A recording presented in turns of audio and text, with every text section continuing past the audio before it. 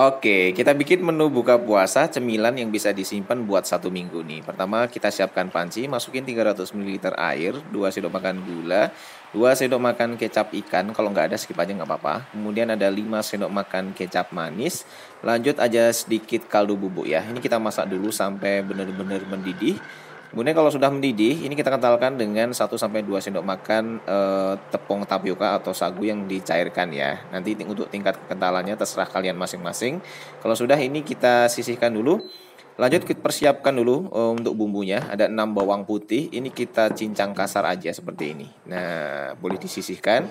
Lanjut aku pakai 2 wortel yang ukuran besar. Ini kita potong korek api ya, tipis-tipis aja, nggak usah besar-besar banget ya. Hasilnya seperti ini. Lanjut ada 500 gram rebung yang sudah direbus dengan air jahe. Ya, kurang lebih direbus selama 1 jam. Kemudian kalian potong-potong tipis-tipis seperti ini. Ini hasilnya. Kemudian lanjut kita siapkan panci.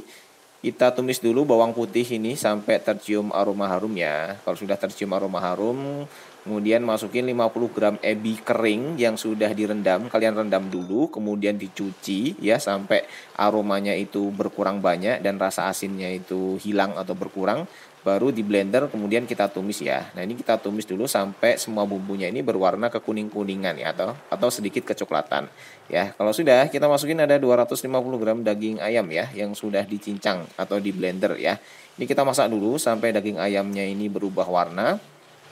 Baru kita masukin si rebungnya ya. Rebung masuk, kemudian wortelnya ini kita masukin aja sekalian juga.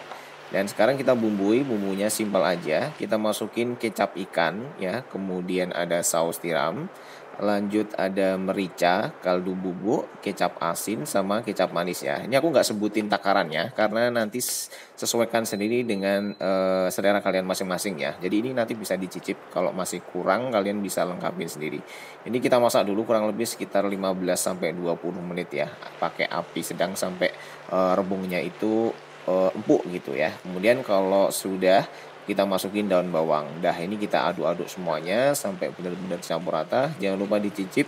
Nanti masih kurang apa kalian bisa lengkapin sendiri ya. Kalau masih kurang manis ya boleh ditambahin dengan kecap manis ya. Oke, ini dah siap. Kemudian kalian dinginkan dulu. Lanjut kita siapkan kulit lumpia. Boleh pakai yang bundar, bulat itu yang beli di pasar biasa, atau pakai yang kotak-kotak seperti ini beli di swalayan banyak banget sama saja ya. Kemudian ambil 1 lembar kulit lumpia, dikasih sausnya seperti ini ya di ujungnya. Kemudian kita tambahkan isiannya dan langsung aja kita gulung-gulung. Nah, kita gulung semuanya, lakukan semua sampai habis ya. Nah, ini bisa dimasukin di dalam kotak kalau mau disimpan di dalam freezer ya.